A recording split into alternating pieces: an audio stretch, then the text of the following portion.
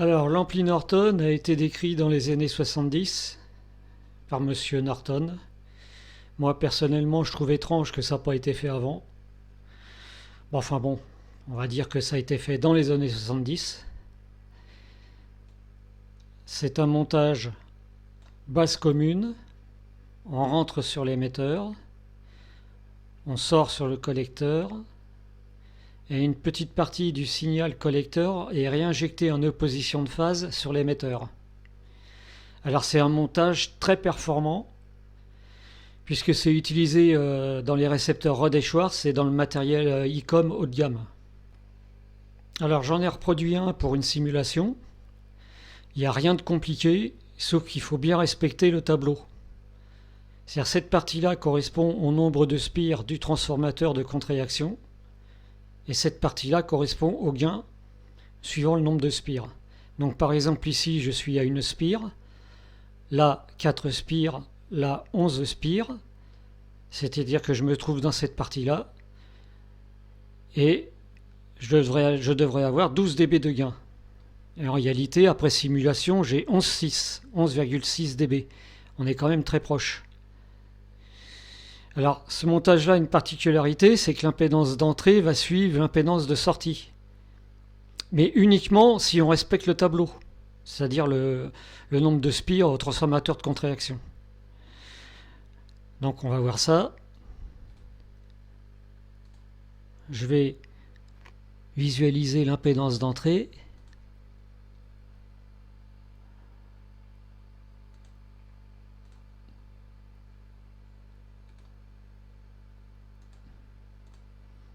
Voilà.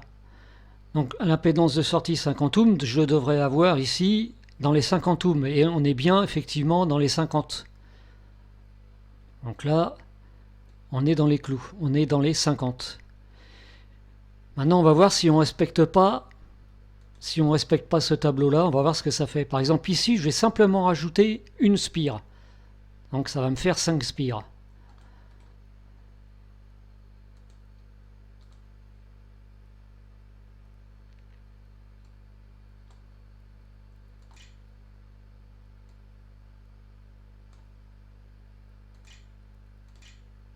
Voilà, je suis avec 5 spires.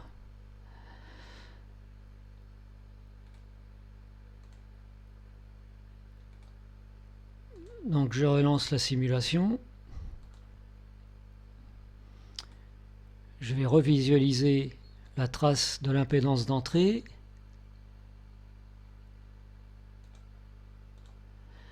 Et là, on n'est plus du tout dans les clous, puisque là, on est dans les 30 ohms. Donc on n'est plus du tout dans les clous simplement parce que j'ai rajouté une malheureuse spire. Donc si on ne respecte pas ce tableau-là, on n'aura pas 50 ohms à l'entrée. Très important ce tableau. C'est avec ça qu'on peut réaliser un ampli Norton correct. Donc comme c'est un circuit très performant, je me suis dit pourquoi ne pas partir de cette base-là pour faire une antenne active. Et en fouillant sur internet, j'ai trouvé un document où ça avait déjà été fait. On reconnaît bien 2 Norton montés en push-pull. La source, elle est là, très connue. Sauf que là, il y a un problème pour moi, c'est que c'est un brin vertical et ça ramasse tout le bruit environnant. Donc je me suis fait mon propre circuit, mais à la place d'un brin, j'ai mis un dipôle. Donc voilà le schéma. Alors il y a un faible nombre de tours sur le transfo d'entrée et de sortie parce que j'ai privilégié la bande 30 à 80 MHz. Donc peut-être qu'en augmentant le nombre de tours sur les transfos d'entrée et de sortie, peut-être que ça fonctionnerait mieux sur le décamétrique. Mais bon, déjà comme ça marche bien, hein, c'est pour ça que j'ai pas été plus loin. Comme on verra dans la vidéo plus tard, dans les tests réels, ça marche pas trop mal. Donc à voir, hein, à essayer. Pour la longueur des brins, j'ai mis 2 mètres, étant donné que le circuit résiste aux signaux forts. Donc on peut mettre de la longueur. Hein. À essayer aussi, à tester aussi. Pour le transfo de contre-réaction, au moment du câblage, il faut faire très attention de ne pas se tromper dans les phases du bobinage. Sinon, c'est plus une contre-réaction, c'est une réaction et ça se transforme en oscillateur. C'est pas tellement le but recherché. Alors pour les transistors, moi j'ai utilisé les mêmes transistors qu'il y a dans l'ICOM 7851 et le R9500, c'est les mêmes transistors, donc c'est des valeurs sûres. La tension d'alimentation 15 volts pour avoir des bonnes performances en IP3. Alors au moment du câblage, les capacités de découplage doivent être montées au plus près des composants. Sur un circuit double face avec la face du dessous complètement cuivrée. Alors moi je l'ai fait en CMS, mais c'est pas obligatoire, hein. Vous pouvez le faire en composant normal. Voilà, rien d'autre. Maintenant on va passer à la simulation pour voir ce qu'il a dans le ventre. Simulation du gain et de la bande passante. Donc de 1 MHz à 80 MHz. Déjà on voit que c'est très plat. Quant au gain, 11 dB2 de gain. Alors j'ai fait une mesure réelle sur un analyseur de spectre, ici. Ça c'est la mesure réelle, et je trouve 10 dB8. Et on voit quand même que c'est très plat, à part une petite bosse ici, mais on ne va pas chipoter. Voilà, ça c'est la mesure réelle. Alors voilà le résultat de la simulation de l'intermodulation. Donc pour les signaux utiles, on est à moins 18,9 dBm. Pour les signaux parasites, on est à moins 133,3 dBm. Et après calcul, ça nous donne une IP3 de 38,3 dBm. Alors en réalité, ça sera inférieur. Parce que là, on est dans le cas d'une simulation.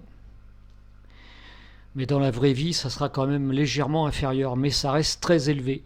Très élevé pour ce genre de circuit. Voilà, on comprend pourquoi maintenant que c'est utilisé par Rode et Schwartz. Là, j'ai fait une autre simulation pour qu'on voie bien la différence entre un montage Norton et un montage basse commune normal. Donc c'est exactement le même schéma, sauf que j'ai enlevé le transformateur de contre-réaction. Donc on se retrouve avec un montage basse commune tout à fait normal. Donc ça donne ça, une IP3 de 30,5 dBm, alors qu'avec le montage Norton, on est à 38,3 dBm. Et on voit que les signaux parasites ici sont beaucoup plus faibles qu'avec le montage basse commune normal. Alors ça c'est le circuit imprimé que j'ai réalisé pour du composant CMS. Vous n'êtes pas obligé de le faire en CMS, hein, vous pouvez le faire en composant normal. Par contre il faut que la partie du dessous soit complètement cuivrée. Et que chaque composant qui doit être relié à la masse doit être relié par l'intermédiaire de via à la partie du dessous. C'est la seule difficulté. Une petite précision, ne pas oublier de monter les transistors sur des petits dissipateurs parce qu'ils vont chauffer. Moi j'ai utilisé des petites pastilles de céramique récupérées sur des vieux transistors de puissance. Voilà, maintenant on va passer aux essais réels.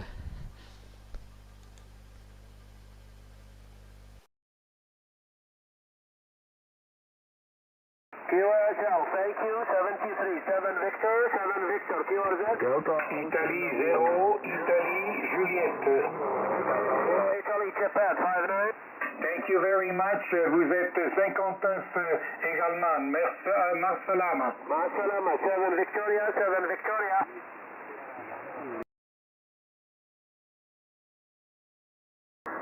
Florida, Father, Mexico, India, November 1902, you'll be returning. Many thanks for the wishes and all the best to you, my friend Michelle.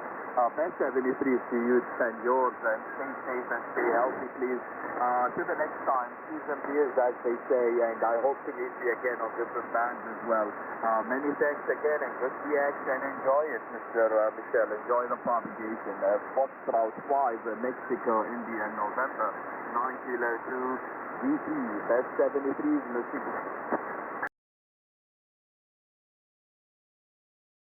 Yeah, okay, Michelle, Florida 5, Mike, Italy, November. From JA5, Charlie, Japan, Zulu. Yeah, thank you very much, and QSO. And I think sorry about the weather. Weekend. Okay, we shall time. Enjoy the video. And have a nice weekend. And arigato. On the 5 November. J5 Charlie, Japan, QFI. Arigato, sayonara. Les bars sont ouverts, les cinémas, le théâtre, tout fonctionne, les restaurants. Sauf que le petit problème, c'est qu'on est confiné, l'ensemble est confiné, donc aucun contact, puisqu'on doit passer par le Canada ici, et aucun contact, donc coincé. J'ai une petite maison de campagne en Victor Oscar Unité, juste en face ici, que je vois de mes fenêtres du chat, là, et malheureusement, je ne peux pas m'y rendre, car les frontières sont complètement fermées, voilà. Et heureusement, on nous envoie encore la bouffe, hein, quand même, par les bateaux. Heureusement qu'on a encore le ravitaillement, mais sinon, impossibilité de sortir de l'île depuis un an. Alors, c'est un avantage à côté, parce qu'on est sans masque, sans rien. On se fait encore la bise ici, mais malheureusement, voilà. On est confiné au sens large. Alors là-dessus, protégez-vous bien, justement. Amitié au Cura familial, Super 73, et merci de cette très sympathique contact. Microphone de retour pour le final me concernant. Fox 4, Golf Echo Tango. Fox Papa 5, Alpha Charlie, qui vous salue.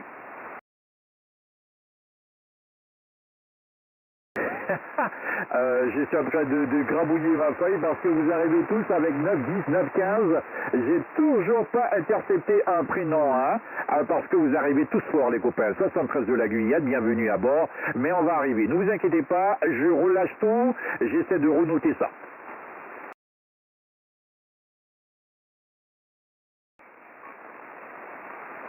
Ouais, est-ce qu'il y avait deux touches encore derrière? Est-ce qu'il y a eu la patience d'attendre? Bonjour.